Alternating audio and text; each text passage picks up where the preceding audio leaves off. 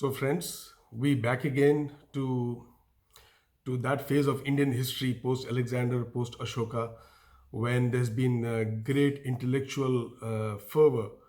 Um, Not that the Indian history or the Indic civilization has always been full of intellectual fervor, but I think a lot of recorded and documented period when you find a lot of such things happening.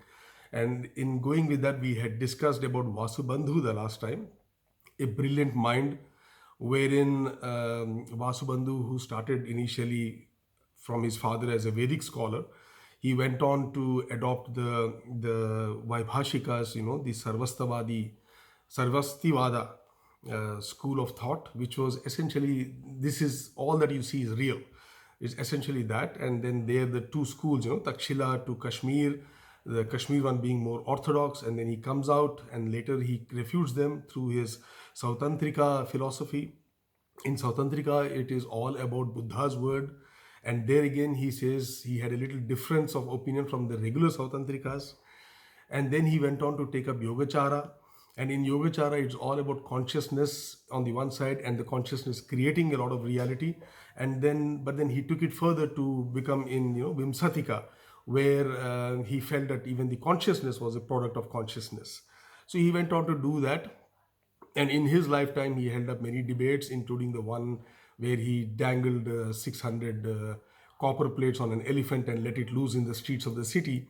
But in one such debate, he was rewarded 300,000 gold coins by Chandragupta II. And it's been recorded that he used the money then to build three monasteries or schools of thought to continue. So that's been the brilliant story of Vasubandhu that we were talking about in our previous episode. And today we will take you 200 years further removed from Vasubandhu. And here we're talking today about Kumarilla Bhat. And Kumarilla Bhat, having come 200 years later, he was a proponent of the Mimamsa school of thought.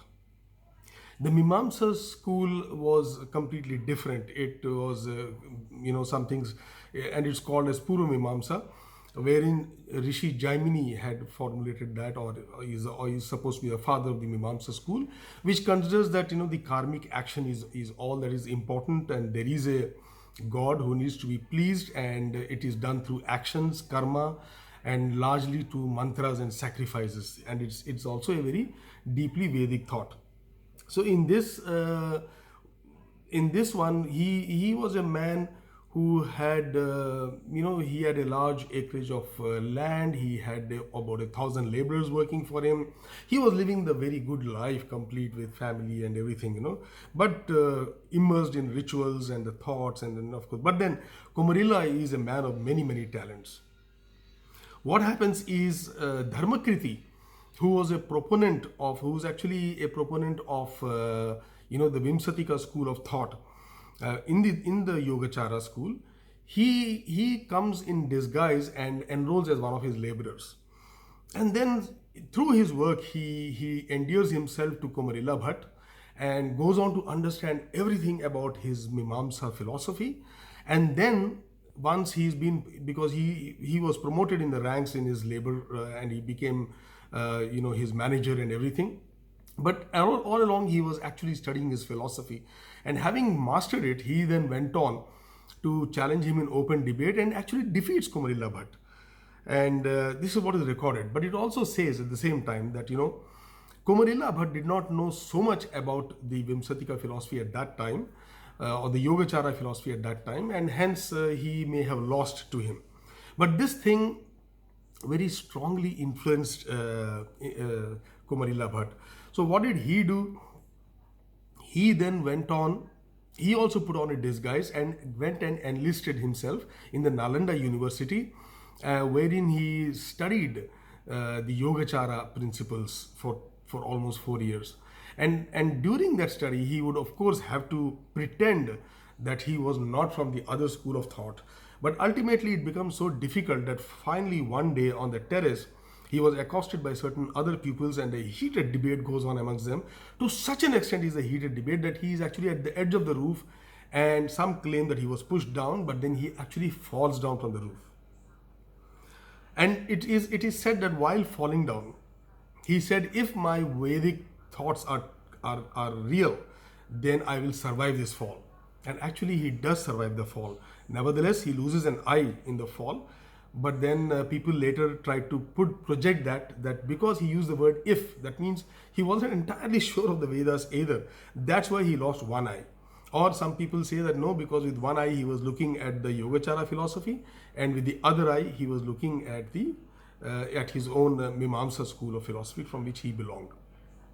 Nevertheless, having understood the Yogacara and the Mimamsa and the Vimsatika thoroughly, he then sets on to debate and refute. And now what he does is he does not engage any of his contemporaries who are the disciples of the Vimsatika school of thought or the Yogacara school of thought. He actually takes on one of their very illustrious authors, that is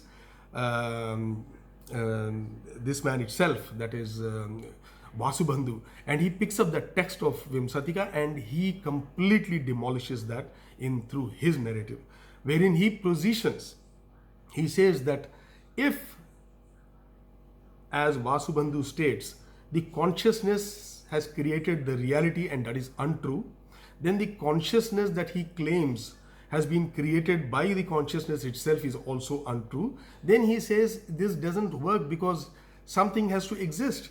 And if the very fact that if what has been created by the consciousness is untrue, then the other one, again, the consciousness created by consciousness is also untrue.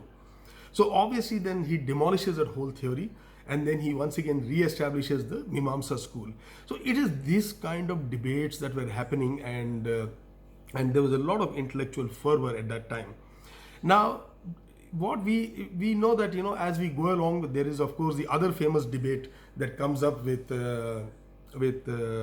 Adi Shankara and then Mandana, and then how Adi Shankara also picks up the Buddhist schools of thought. So you see, there's been a lot of various philosophies, discussions, and these were very prized. It's not that these debates were happening in some intellectual circle and the others were not interested, because the kings would reward them heavily, and it was a very, very rich atmosphere. In this atmosphere, I think it may be appropriate for me to just list out the key schools of thought that we had in the Hindu philosophy at that time. It is so-called Hindu or Sanatani right now because it essentially depended upon the Vedic thought processes. One of them is Nyaya school of thought, which was originated by Rishi Gautama, and the Nyaya was more like like one that went in for evidence-based, empirical, and whatever, going by pramanas. Pramanas means the means of knowledge, and there you have various means of knowledge, that is by direct sight, by inference, by having heard from somebody very knowledgeable, and etc., etc. But it was a method of gaining knowledge to be able to understand yourself and then attain the salvation. That is the Nyaya school of thought. Then you also had the Samkhya school of thought. Now Samkhya was originated by sage Kapila, and Samkhya was one where it positioned that there is something called the Purusha and the Prakriti. Purusha is a very inert, very the thing that remains, and the Prakriti is the energy that combines with Purusha and creates the universe. And it focused upon meditation and how to be able to get there, etc. And even though it is not as much acknowledged, Buddha's principles also come largely from the Samkhya school of thought. Because if you know the Sankhya or Sakya Muni, as Kapila was known, the later Sakya Muni was Buddha himself, and also the place of birth of Buddha, or the capital where he was, not Lumbini was close by to it, is also Kapila Vastu, based upon Kapila. So yes, there is that particular stream, but Samkhya school was another very important school of thought. And then similarly, with a little offtake, was the Yoga school of thought, which was originated by Patanjali. And in yoga, again, it was meditation. Now this time it was with a lot of more tantric principles and whatever, and also some physical yoga, etc., which is a very, very structured form of meditation going forward. That was the yoga school. And then of course we also had the Vaisheshika school. The Vaisheshika school was by sage Kannada, and this was based upon the metaphysics, wherein he went deeper into the universe, to the minutest things, talking about atoms, and then how the universe is there and how it all is created through a universal consciousness called the Brahman. And that is how the Vaisheshika school came into being. Then of course from there we have the Mimamsa, which is by Jaimini, and I've already talked about that, about actions, mantras, and sacrifices and yagnas and all of those things. And then of course also the Purva Mimamsa. That was the Purva Mimamsa. Then there's the Uttara Mimamsa, or the Vedanta school. Vedanta means the end of the Vedas, which means towards the end of the Vedas. Ultimately, what is coming as the nectar out of all of it is that the whole universe is a creation of illusion, and what is actually the doer in all of this is the Brahma, and the creation is the Brahmanda. And the Brahma is basically the Brahman, and the Brahman is existent in all of us. We are all a reflection of the same. So that unique universal consciousness that is there within all of us is only that the ego is the one that is, being a barrier. Once you break those ego barriers, you then become one with the universe. And that was, of course, it was expounded most beautifully by Adi Shankaracharya, and then some more acharyas after that, in terms of the Vedanta school of thought. So these were some of the Sanatana schools of thought that we had. Apart from that, you also had the Jain schools of thought. You had many Buddhist schools of thought. Then you had certain which were even different from all of these: the Ajivikas, the Ajnanas, and then the Charvaka school of thought, which was more closer to the hedonism of the Greeks. Maybe the Greeks copied from there.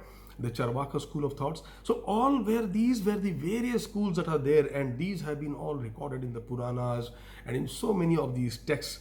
And of course, needless to mention again, our history has been subject to so much of abuse in terms of loss of documents, burning of documents, then eroding the very knowledge keepers of this knowledge society, and etc., which has brought us to some very different stage in later years. But as you can see, in that whole period, we were talking about these great Indic debates that are happening, the schools of thought, and how it was all disseminated to the public. So these were another part of the great Indic debate, where we spoke about Vasubandhu, we spoke about Dharmakriti, we spoke about Kumarilla Bhat, and how 200 years later also he goes on to refute something that was done 200 years before his time, and then refutes it, and then it goes on. Then we have the Advaita, which is going to come from Shankaracharya, where he then offsets the Buddhist schools. So India has always been this kind of a cauldron in which all these thoughts are churned, and then the public, what they like, ultimately what prevails is what becomes the mainstream thought process, and it goes on. So friends, I hope you like this.